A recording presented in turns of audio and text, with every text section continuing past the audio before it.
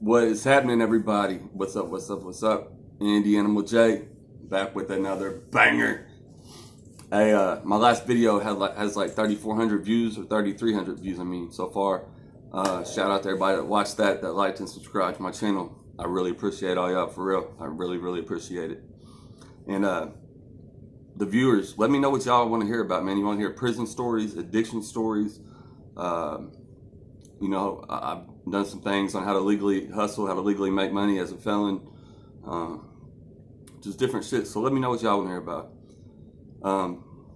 Today, you don't have a fucking choice. Today we're talking about addiction does not stop when you get to prison. A lot of people, especially people that have never been locked up or been to, state or penitentiary, they think, oh, he's locked up, so he's forced to be sober now, and that is so fucking far from the truth. I'm gonna tell y'all how I got strung out on fucking Suboxone in prison. Yeah, never did it before prison. So first off, we're gonna talk about, all right, when you're in the county jail, the county jail is not like prison. Stuff comes in, but not regularly. Every once in a while, somebody might get a guard or something in the county to bring them shit in, but it's not a regular thing. It's usually people that know they're going to jail will hurry up and, put some drugs in their ass. I'm not going to sugarcoat it or whatever, under their nuts. Just keeping it real. And bring it in, and everybody will fucking run to them, throw commissary at them, and pay fucking like $15 for a joint and shit like that. I've done it. And every time I got locked up, I had some. I remember one time I brought in 65 Klonopins, not in my ass. I had a little sewn-on pocket on my boxers, and I used to make sure I had 2 pair of white boxers on and 2 pair of white socks whenever I left, because I was always on bullshit. And that way, if I went to jail, I had an extra pair to wash, and wear when I'm washing the other ones. And that's fucking sad that I thought like that. But anyway, like I said, there's not much that really goes on in the county. Maybe once every week or two, someone will come in and there'll be like a couple joints or, a little gram of dope. I've also seen people bringing in fucking ounces of dope. And, man, I'm a fucking idiot now. I remember staying up for 4 days on meth in the county jail. And our whole cell did. Like, it was an 8-man cell. We were all, all white dudes. We were all cool or whatever. And they'd bring our fucking lunch trays, and we'd be like, nah, we're cool. Everybody's in here fucking drawing, shooting dice, fucking playing cards and playing dominoes at the same time while you're writing a letter. It's fucking sick. I went to jail, actually, and or while I was in jail, I went to court for my sentencing on a manufacturing methamphetamines charge, and I'm fucking geeked out of my mind talking to the judge. I'm in handcuffs, and I'm fucking up at the goddamn stand dancing around because I can't sit still. It was fucked up. Jesus, I'm a fucking idiot. Moving on. Okay, before you go to prison, you go to a place called RDC, and that's in Indiana. Everybody's got different names. It's called the RDC. It's Reception Diagnostic Center. That's where they do a bunch of tests on you. They'll take your blood for your DNA. They will, you talk to a mental health person. They'll see if you got any health problems and shit like that. And then they will look at your age, your charges, your past. And then they will decide what prison they want to send you to. I've been to prison a couple times, and I went back on violation. The first time I went to RDC, I was in a new part, which was the pods. It had the doors that they could pop. From the control center. It had air conditioning. It was laid back. I was there 13 days. I didn't see any drugs or anything then. The second time I went back, in 13 days is about an average time you're going to stay at the RDC. They can only, if you're there like 75 days, I think it is, you get a phone call. But nobody really stays that long. Everybody leaves 13, 20 days at the most. But the second time I'm in the old part, and it's like the Wild Wild West, like what you would see on Andy Griffith. You're behind bars, and there's just a fucking row of cells. You can talk to the people on the sides of you. You can reach out to the cells. You only get out for meals, and you get a shower once every 2 or 3 days, and then you get a movie once a week. It's pretty bad. It's like being in the hole. And the reason it's like that, it houses everybody from death row inmates to, people on there for, just like class D or level 6, low felonies, So everybody's mixed in. You might be going to, just what they call a walkthrough, where you could just go to RDC, you get your DLC number, and then you get released from there. And that person might be in there with a motherfucker that's going to death row. It's fucked up. I've seen a lot of stabbings. I've seen somebody kill themselves in there, like washed them with the razor. I mean, it's fucked up.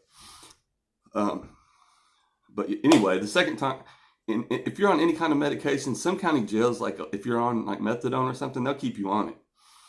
And whatever drugs you're on when you're in your county carries over to RDC.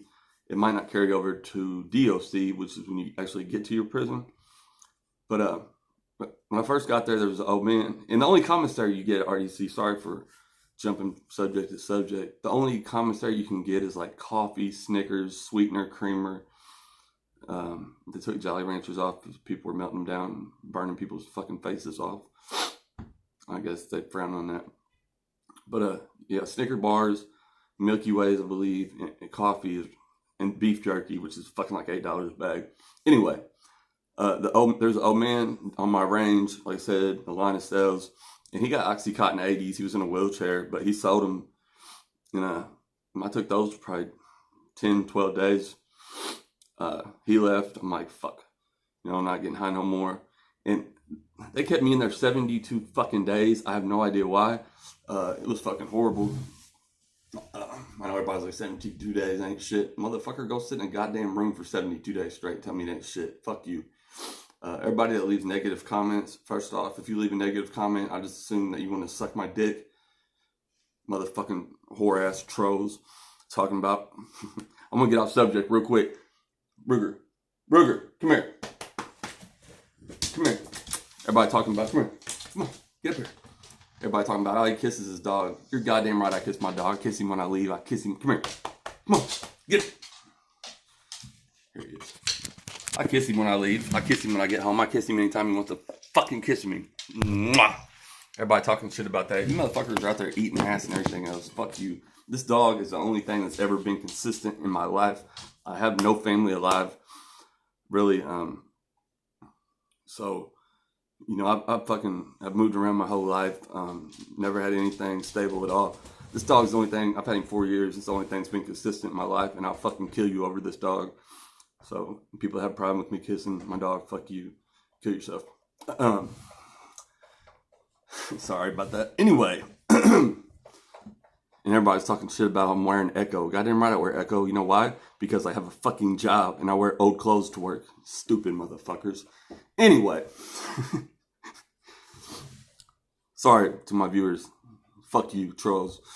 That guy left. It'd been a few days. They moved some little Aryan white dude next to me. And this motherfucker gets 8 methadone, the little like coffin shaped one. I believe they're 10 milligrams. He gets 8 of those a day. And there's a thing called Christmas in July. I think it started off as just being only July. Well, they come every 2 weeks to RDC and give everybody like a big ass bag of food, like Rice Krispie treats, granola bars, popcorn. They hook you up for real. So he's like, hey man, I'll give you like a couple methadones, 2 methadones every day I'm here until I leave for your bags. Shit, hell yeah, I'm gonna be hot. And he was there probably 15, 16 days. So I was high damn near 40 days of my 75. Anyway, I get to prison. They send me to the Indiana State Farm. People around here know it's a well-known prison. It's wild. It's off the hook. I know everybody says, oh, Gladiator School, all that. Like on Lockdown 23-1, everybody from Indiana is like, hey, have somebody on from the farm. Have somebody on from the farm. Well, that's where they sent me, to the farm. And I get there. My first day, I start talking, find some dudes I can talk to or whatever. It seemed cool. I talk to them. And they're like, hey, man, you want to get high? Shit, I don't even ask what they got. Yeah. Like, here's the 16th of Suboxone. I'm like, man, what the fuck am I going to do with the 16th of anything? I'm like, I got a tolerance, bro. Like, you know what I mean? I ain't going to do shit. I was like, don't waste it. Like, here, bro, do an eighth and see what happens. So I get this eighth of a strip of Suboxone. I put it in a chapstick cap, and we stirred around with back of like a toothpick thing, and it dissolves in it, and then you put the chapstick cap and snort it. You snort the water. Man, I was so motherfucking high I threw up. And man, Suboxone is fucking rampant in prisons. It is everywhere. I was there a year and a half. I might have went 5 days without doing it, and that's it. And that's because we were on lockdown because someone got stabbed. The strips were $50 a piece, or 3 for $100. So once I got out of the A&O dorm and settled into my dorm, I had people on the streets that, a lot of people get addicted to Suboxone in prison. But I found people that, that wanted it. And I had a connection with a dude who was in a gang or whatever. And they were like pretty much ran the Suboxone shit. So I would get 3 of them. I would sell 2 for $50 each. And they would send the money to my people. And then, the other one I'd get a strip for free. And, I was on an 1/8 of one for a long time. Then I went up to a little bigger pieces, but they would last me 4 or 5 days. But man, it's crazy. Like, I was addicted to them. Luckily, like I said, I had people that would send the money, and then I would sell them, and people would send the money back. So I didn't really lose too much money, getting high. But these people that were on them, they would call home and, man, it makes you manipulate the fuck out of everybody. You're gonna use everybody, they're calling home telling their parents like, hey, all these black dudes are gonna jump me if I don't get this money I borrowed, or whatever the case may be. I've seen it a million times. They call their girlfriends and shit, tell them the same thing. Just make up any kind of stories to get money. What are you crying about? Come here. Come here. Give me a hug. Give me a hug. Ruger. Give me a hug. Come here. Sorry. But they would do anything to get these Suboxones, and people would, in prison, you front people's shit because, obviously, well, most people, they're not going to run off. They're not going nowhere. Y'all are in prison. But motherfuckers would, just borrow and beg and get as much fronted to them as they possibly could. And then they would tell one of the guards, hey, I fear for my life, send me to PC. And, they would owe all that money, and then they'd go to PC so nobody could get to them. So just that being that, like, when I got locked up, I was a fucking meth maniac. I got a million stories to tell. I'm going to save those. And I don't want to ruin it. Monday, check out Nicole, Real Talk Recovery. She's going to be interviewing me. So there'll be some wild ass stories. Everybody check that out. Real Talk Recovery, Nicole. I'll put that in the description.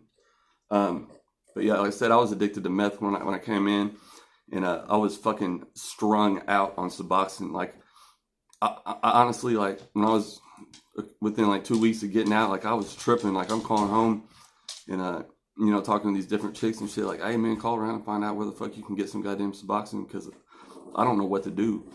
And I had 3 strips that I fucking took home with me from prison. I was scared to get out, man, for real. I swear to God, I was scared to get out because I had been days without doing it. It was probably more than 5, but I got sick as fuck when I didn't have it for these little days at a time. And it's sad, but yeah, for real, I took 3 fucking Suboxone strips home from prison, and I paroled to this chick's house, and it was crazy because the dude that lived right next to her, I was outside one day, I was like, hey, what's up, man? I'm a new neighbor, blah blah blah, and we got to talking, and I'm like, yeah, I just got out of prison, and I could tell this dude was on something. He's like, man, you know anybody that fucks with Suboxone? Fucking ding, fuck yes I do. And he actually was going to the clinic or a doctor and got him. And I was on him for a little bit longer. I'm not glorifying this shit at all. I'm laughing at myself because I was fucking ignorant little fucking dope fiend. Like, I easily could have caught new charges. I easily, just stupid shit. Like I said, people are fucking overdosing, dying in this prison. Oh, I didn't say that. At this prison, guards were getting fucking picked up and dumped on their fucking heads. Like, they would be in there fighting. The guards were fucking ratchet. Like, there was a guard in my dorm. I did a half sleeve on this dude in the bathroom. The fucking guard. What the fuck? And this dude he wasn't in it for money, man. He just wanted a friend. So fuck yeah, I'll go over and talk to you, bro. He gave me cans of dip. He wouldn't bring me in any drugs. He would bring me in cigarettes and tobacco. I forgot his name. If you're watching, what's up, bro? Good looking. Bitch. But yeah, it's I mean, that's just part of my fucking, I mean, I got high for so many years. I don't get high at all anymore. I don't do any drugs. I go to work every day, which is weird for me. Like, I've had jobs before. I never kept a job longer than 4 months, just to be completely honest. And I'm 38 years old. No, wait, 39. I don't know. I was born in 1980, so whatever. October of 80 is when I was born. 38 or 39. Who gives a fuck? I know I don't look that up. But I mean, I got high for probably 17, 18 years before I got sober. And it's weird. Like I said, I had jobs before. I couldn't go to work without getting up and snorting a line, smoking a bowl. You know, ice was the last thing I was on. It was fucking ridiculous. 3 years ago, I weighed 170 pounds. And that kind of probably sounds normal, but I'm like 6'3", 6'4". I weigh 250 pounds now. I mean, I gained 80 pounds, 70, 80 pounds in 3 years. I'm not fat. I mean, I work out a little bit, not like I want to. I don't go to meetings or anything. I kind of just, you know, after 17 years of fucking my life up, I just kind of said, you know what, I can't do this anymore. Hi, Ruger. He wants to play. He don't really give you a choice. Come here. This is my dog, Ruger. This motherfucker weighs 165 pounds. He's a Cane Corso. He's a fucking monster. I love you, buddy. That's my fucking best friend for real. I don't have friends for real, man. I go to work. I got, you know, my buddies at work I talk to and shit. And I come home. I chill with my dog. I watch YouTube. Work out. I eat. And that's it, man. I don't have no desire to hang out with those same people. You know, none of them were really my friends that I got high with. You know what I mean? I've always had pretty good hustle to myself. And, you know, I always had, when I was in my addiction, I usually had drugs. So, of course, if I went and, you know, got a quarter pound of ice and came back, everybody, oh, God, you look good. Shut up, fucking dope whore. You know what I mean? Fucking act like I got a goddamn makeover and shit. But anyway, I'm just rambling. I just want everybody to know, man, just because you go to prison, you do not get sober, man. I picked up a brand new habit when I was in there, and it was fucking horrible coming off of them. Cold turkey, man, I don't recommend it. That's awesome. The people who use methadone, Suboxone, that's what, you know, I know it makes you feel better. And people talk about, oh, you still get high. No, it makes you feel, I mean, if you're on too much of a dose, yeah, probably. But, you know, most people, they just get it to feel fucking normal. Honestly, like, not in their head, but their body, like, it makes you where you're not sick. And I don't know, I think Suboxone and methadone are a blessing for people recovering from heroin and opiates. So just shout out to everybody, man. Like I said, I appreciate each and every one of you. Like, comment, subscribe, all that shit. And check me out Monday on Real Talk Recovery with Nico. Thank you.